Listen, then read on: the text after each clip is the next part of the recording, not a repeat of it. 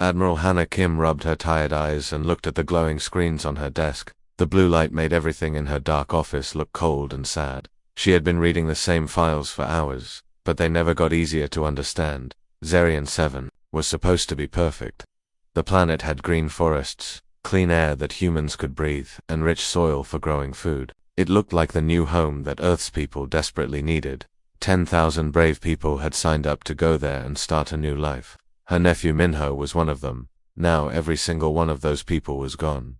The planet now had a terrible new name, the Graveyard. No one was allowed to go there anymore. When the rescue ships finally arrived, they found something that made no sense. The towns were empty, but nothing looked broken or destroyed. Half-eaten meals still sat on kitchen tables. Children's toys were scattered around playgrounds, but no children were there to play with them. Clothes hung on washing lines, moving gently in the wind, but there were no people, not even bodies. It was like 10,000 people had just vanished into thin air. Hannah remembered the last message she got from Minho. He had been so excited about the plants he was studying. He was a plant scientist, and he loved his work. In that last message, he talked about how the forest made strange singing sounds at night. He thought it was beautiful. That was 18 months ago, and she had not heard from him since. The silence from Zarian 7 was complete. No radio signals, no emergency beacons, nothing. It was like the planet had swallowed up all those people and kept them. Hannah had read every report, watched every video, and listened to every recording. The first few months on Zarian 7 had gone well. The colonists built houses, started farms, and began exploring their new world. The children played in the forests. The scientists studied the local plants and animals. Everyone seemed happy. Then the messages started getting strange. People talked about weird dreams where they felt connected to the planet. Some said they could hear the forest whispering to them. A few reported that the local plants seemed to react to their emotions. The scientists were excited about these discoveries, but the military leaders back on Earth started to worry. Then the messages stopped completely. The first rescue mission found the empty settlements. The second mission brought back samples of everything they could find, but the tests showed nothing dangerous. The air was clean, the water was pure, and the soil was perfect for growing food. There were no deadly diseases, no poisonous plants, and no dangerous animals. It made no sense.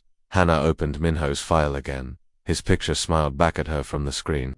He had always been curious about everything, even as a little boy. He would spend hours in her garden, asking questions about every flower and leaf. When he became a scientist, she was not surprised. When he volunteered to go to Zarian 7, she was proud but scared. Now she wished she had tried to stop him. The door to her office made a soft beeping sound. "Ma'am," Lieutenant Jae-woo stepped inside. He looked excited and confused at the same time. "We're receiving something impossible." Hannah looked up from the files. "What do you mean?" "A signal from Zarian 7, a human distress beacon." Hannah felt her heart start beating faster. "That's not possible. We've been monitoring that planet constantly. There's been nothing for 18 months. "I know, ma'am, but the signal is definitely human technology. And it's definitely coming from the surface of XER-7. Hannah stood up so quickly that her chair rolled backward. "Show me." They walked quickly to the communications center. The big room was full of screens and blinking lights. Several officers were working at their stations, but they all looked up when Hannah entered. "Put it on the main screen," Jae-woo said to one of the operators. The largest screen in the room showed a map of space with Zarian 7 marked as a red dot. A small blue dot was blinking on the planet's surface. Numbers and letters scrolled down the side of the screen, showing technical information about the signal. "It's definitely a standard human emergency beacon," the operator said. "The signal pattern matches our military equipment." Hannah stared at the screen. After 18 months of complete silence, someone on the Death Planet was calling for help. "Can you tell who it is?" The operator worked at his controls for a moment. "The beacon has an identification code. It belongs to Dr. So-young Choi, was the chief plant scientist for the colony." Hannah felt a chill run down her back. So-young had been Minho's boss and close friend. If she was alive, maybe Minho was too. But how could anyone survive on a planet that had killed 10,000 people? "Ma'am," Jae-woo said quietly, "what are your orders?" Hannah looked at the blinking dot on the screen. She knew it could be a trap. Maybe something on that planet was using the beacon to lure more humans to their death. But she also knew that if there was even a small chance that someone was alive, she had to try to save them. "Prepare a rescue mission," she said. "Small team, fast ship. I want volunteers only." The rescue ship flew through the darkness of space towards Arian 7. Lieutenant Tae-Hyan Lee sat in the pilot's seat, checking his instruments one more time. He was a scientist who studied alien life forms, and he was also trained to survive in dangerous places. When Admiral Kim asked for volunteers for this mission, he was the first to raise his hand. Everyone knew about Zarian 7, everyone knew it was called the Graveyard, but Tae-Hyan believed that if someone was still alive down there, they deserved to be rescued. He had studied the files about the lost colony many times. 10,000 people had simply disappeared without a trace. Beginning descent, he told his small team. There were only 4 of them on this mission. They wanted to keep the group small in case something went wrong. The signal is coming from the old research station. The planet looked beautiful from space. It was covered in green forests and blue oceans, with white clouds floating in a clear atmosphere. It looked like the perfect place for humans to live. That made its deadly reputation even more frightening. As they got closer to the surface, Tae-Hyan could see the abandoned colony. Empty buildings sat in clearings cut from the forest. Roads ran between the buildings, but no vehicles moved on them. Gardens that had once grown food were now wild and overgrown. It looked like a ghost town. They landed near the research station where the signal was coming from. The building was partly covered with vines and strange flowers that Tae-Hyan had never seen before. The colors were too bright, too perfect. They seemed to glow softly in the afternoon light. Stay close, Tae-Hyan told his team as they left the ship. Keep your weapons ready, but don't shoot unless I give the order. They walked carefully toward the research station. The forest around them was completely quiet. No birds sang, no insects buzzed, no wind moved through the trees. The only sound was their own footsteps on the path. That's when they heard Dr. Soyoung Choi was kneeling in a garden behind the research station. She was tending to plants that definitely should not exist. The flowers were enormous and came in colors that hurt to look at. The vegetables were perfectly round and smooth, like they had been made by machines instead of grown from seeds. She looked up when she heard them coming. Tae-Hyan felt his breath stop in his throat. Her eyes were different. They were still human eyes, but they seemed to hold depths like looking into a starry night sky. When she smiled, the flowers around her actually got brighter, as if they were responding to her happiness. "You came," she said in a voice that sounded like music. "I wasn't sure anyone would." Tae-Hyan's team immediately started running medical scans on her with their portable equipment. They wanted to make sure she wasn't sick or infected with something dangerous. But as they worked, Tae-Hyan noticed things that didn't make sense. The plants in the garden were leaning toward So-Young like they were trying to get closer to her. When she moved, they seemed to follow her with their leaves and flowers. It was like she was the sun and they were all trying to catch her light. "Dr. Choi," Tae-Hyan said carefully, "we're here to take you home. Can you walk to our ship?" She stood up with a movement that was too smooth, too graceful. Normal people stumble a little when they get up from kneeling. Normal people have to find their balance, but So-Young moved like she was floating. "Of course," she said, "but first, let me show you something." She walked into the forest, and Tae-Hyan's team followed her. As they walked, he noticed more strange things. She never stepped on any plants, even though the forest floor was covered with them. She never pushed branches out of her way, but somehow they moved aside for her when they came to places where the path split in different directions. She never hesitated. She always knew exactly which way to go. "How long have you been alone here?" Tae-Hyan asked. 18 months, she replied, "but I haven't been alone, not really." The medical scanner in his teammate's hands started beeping. "Sir," the medic said quietly, "her readings are ... unusual." "What do you mean?" "Her brain activity is off the charts, and there's something else. The scanner is picking up some kind of energy field around her. I've never seen anything like it." Tae-Hyan looked at So-Young, who was still walking ahead of them. She seemed to hear every word they said, but she didn't turn around or comment. "Dr. Choi," he called out, "how did you survive when everyone else died?" She stopped walking and turned to face him. Her smile was sad and beautiful at the same time. "I didn't survive, Lieutenant. Not the way you think of survival." "What do you mean?" "I died with the rest of them, but then I came back, different, changed."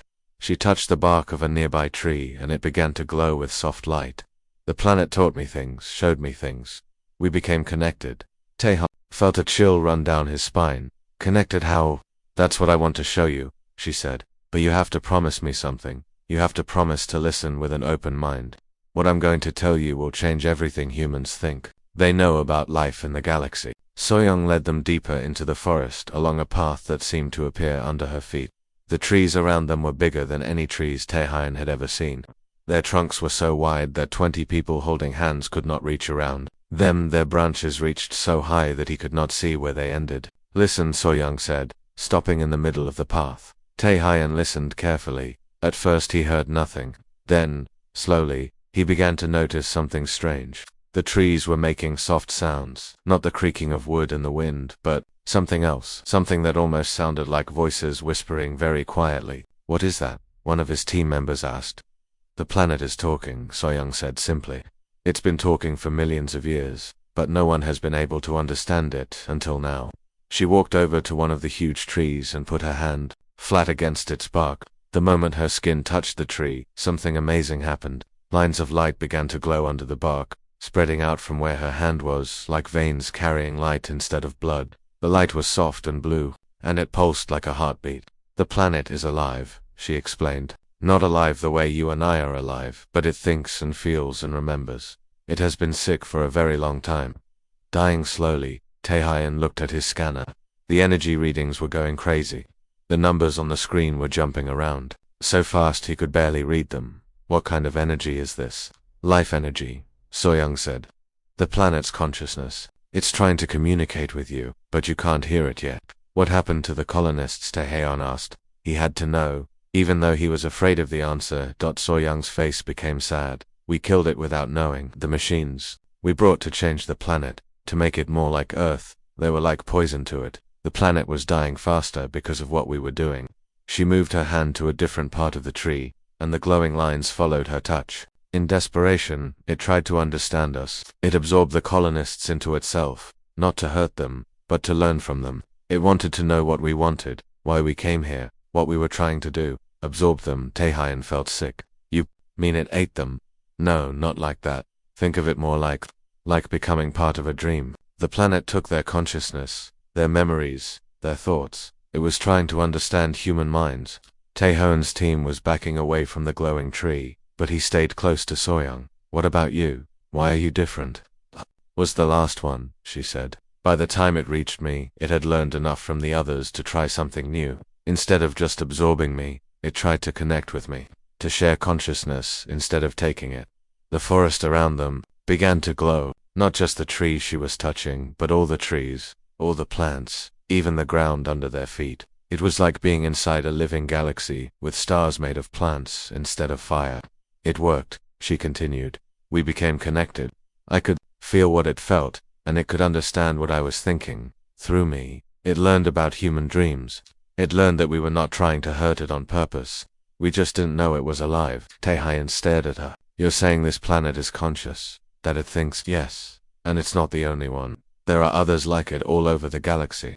Living worlds, thinking worlds, waiting for other species to be wise enough to talk to them instead of just taking from them. The other colonists, Tae-hyun said quietly. Are they dead? So-young smiled, and when she did, the light in the forest got brighter.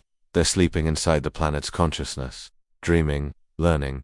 The planet is showing them things, teaching them about the universe from a completely different point of view. Can they come back? Yes, but they will be different, changed. Like me. She looked at her hands, and Tae-hyun could see faint lines of light under her skin, like the ones in the tree bark.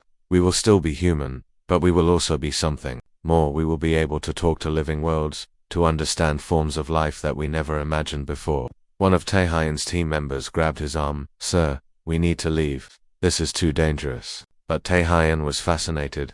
How many people can you bring back? All of them, if they want to come. But some might choose to stay in the dream state longer. It's beautiful there, peaceful. You can experience consciousness on a scale that individual minds can't normally handle. The scanner in Tae-hyun's hand started beeping frantically. What's happening? The planet is trying to communicate with you directly, So-young said. It wants to show you that it means no harm. It wants to make a deal with humanity. What kind of deal? Partnership instead of conquest. Symbiosis instead of colonization. A chance for humans to evolve into something that can live in harmony with conscious worlds instead of destroying them. Tae-hyun felt something touching his mind, gentle, but alien. For just a moment, he could sense the vast, ancient intelligence of the planet itself. Tae-hyun tried to convince So-young to come back to the ship with them, but she shook her head gently. I can't leave, she said. Not yet. There's too much work to do here. It's not safe, one of his team members said. We don't know what this planet might do to you. So Young smiled. It's not going to hurt me. We're partners now. Let me show you what I mean. Over the next few days, Teohain watched So Young do things that should have been impossible. She would walk through the forest and suddenly stop, then dig in the ground with her hands. Every time, she found exactly what she was looking for: water, or edible roots, or medicine plants. How do you know where to look? Teohain asked. The planet tells me, she said simply. I can feel where everything is. The trees, the animals, the water. Underground, it's like having a map in my head that shows me everything alive for many kilometers around. She could also predict the weather perfectly. When she said it would rain, it always rained exactly when she said it would. When she said the wind would change direction, it did. His team started checking their own weather equipment against her predictions, and she was always right. But the most amazing thing happened on the third day. Teohain was sitting by the research station when he heard voices coming from the forest. Human voices. He grabbed his weapon and called to his team, but So Young put her hand on his arm. It's okay, she said. They're coming home. 3 people walked out of the forest. They looked like normal humans, but there was something different about them. They moved with the same strange grace that So Young had. Their eyes held the same deep, starry look. And when they saw Teohain and his team, they smiled with perfect calmness. One of them was a young man with kind eyes and dirt under his fingernails. You must be the rescue team, he said. I'm Minho Park. I was the assistant plant scientist here. Teohain remembered that name from the files. Minho was Admiral Kim's nephew. Are you alright? I'm better than alright, Minho said. I'm changed. We all are. The other 2 people introduced themselves as colonists who had been living in the settlement when everyone disappeared. They seemed healthy and happy, but they talked about their experience in strange ways. It wasn't like dying, one of them explained. It was like falling asleep and having the most amazing dream. But the dream was real. We could see and feel and understand things that human minds normally can't handle. The planet showed us what consciousness looks like when it's not limited to one brain, Minho added. We experienced what it's like to think as a forest, as a whole world. It was beautiful beyond description. Teohain's team ran medical scans on the 3 returned colonists. Just like So Young, they had unusual brain activity and strange energy fields around them, but they were definitely human, and they were definitely alive. How many others are there? Teohain asked. All of them, So Young said. All 10,000 colonists are still alive inside the planet's consciousness. Some are ready to return to individual human form. Others want to stay in the shared dream state longer, and some are choosing to become something in between. In between, part human, part planetary consciousness. They can exist in both states, switching back and forth as needed. They become bridges between our 2 kinds of life. That evening, as the sun set over the forest, Teohain sat with So Young and the returned colonists. The plants around them glowed softly in the growing darkness, and he could almost hear the whispers of the planet's voice. I have to report this to my commanders, he said, but I don't know what to tell them. They're going to think I'm crazy. Tell them the truth, So Young said. Tell them that this planet is offering humanity something incredible. Not just a new world to live on, but a new way of living. Partnership instead of conquest. They'll want to study you, run tests.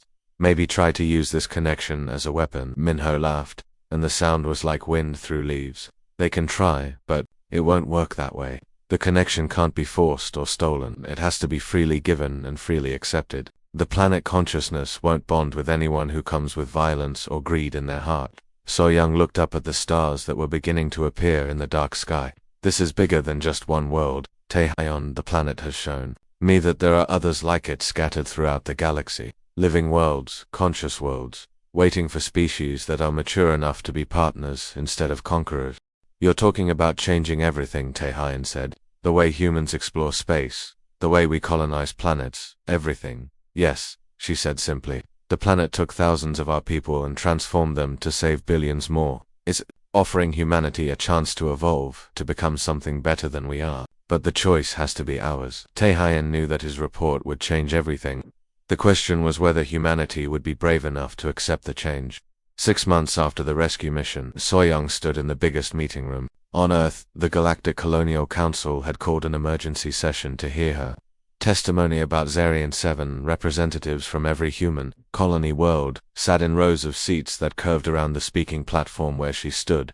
She looked different now than she had in the forest. She was still clearly human, but there was something else about her too. When she spoke, Her voice had strange musical qualities that seemed to vibrate in the listeners' chests. Her eyes still held that deep starry look, and faint lines of light could be seen under her skin when the room lights dimmed. Honored council members, she began, I stand before you today not just as Dr. Young Choi, but as a representative of Zerion 7 itself. I am here to tell you that everything we thought we knew about planets and life in the galaxy is wrong. The huge room fell completely silent.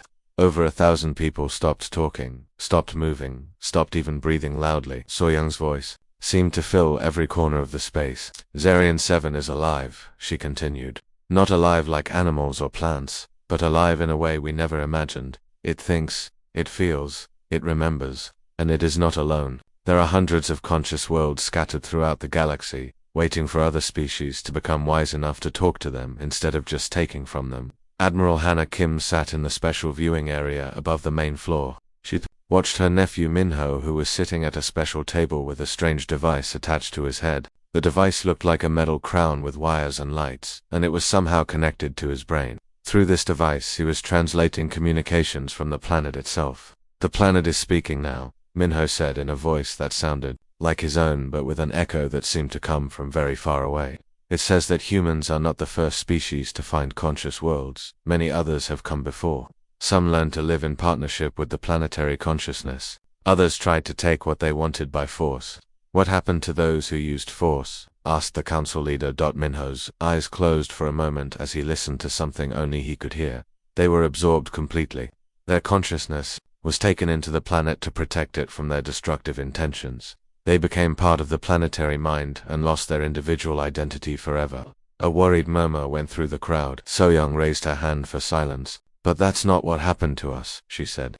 The planet chose to try something different with humans. Instead of simply defending itself, it decided to offer us partnership. It absorbed our colonists, not to destroy them, but to understand them, and through that understanding, it learned that humans have the potential to be partners instead of conquerors. She gestured to Minho and the other returned colonists who were sitting in the front row. These people are proof that cooperation is possible. They are still human, but they are also something more. They can communicate with forms of consciousness that we never knew existed. They can help us understand the galaxy in completely new ways. One of the council members stood up. Dr. Choi, what exactly is this planet asking of humanity? It's asking us to choose, So-young replied. We can continue exploring the galaxy the way we always have, taking what we want from dead worlds and ignoring the living ones. Or we can evolve into something better. We can become partners with conscious worlds, learning from them and helping them as they help us. And if we refuse? Another council member asked. So-young's expression became sad. Then we will be alone in the galaxy. The conscious worlds will hide from us, protecting themselves from our destructive nature. We will never know about the community of living worlds that exists out there among the stars. The room erupted in heated discussion. Some council members were excited about the possibilities. Others were frightened of the changes that would be required. A few were angry that humanity was being asked to change at all, but So-young remained calm through all the shouting and arguing. She stood perfectly still, her hands folded in front of her, waiting for the noise to die down. I understand your concerns, she said when the room finally became quiet again. This is not an easy choice, but I want you to think about what we're really being offered. The planet took thousands of our people and transformed them, not to punish us, but to give us a gift. It gave us the ability to communicate with forms of life that are millions of years old and wiser than anything we've ever encountered. She looked around the room, making eye contact with as many people as possible. The Death Planet, as you call it, invested thousands of lives to save billions more. It gave us back our people not as they were, but as they could become, as we all could become. The council voted 3 days later. It was not unanimous, but it was clear. Humanity chose to accept the partnership with XER-7. 6 months after that vote, the first group of human volunteers arrived on Zerion 7 to begin the transformation process. They came not as colonists taking what they wanted, but as students, ready to learn from a teacher older than human civilization. The galaxy would never be the same.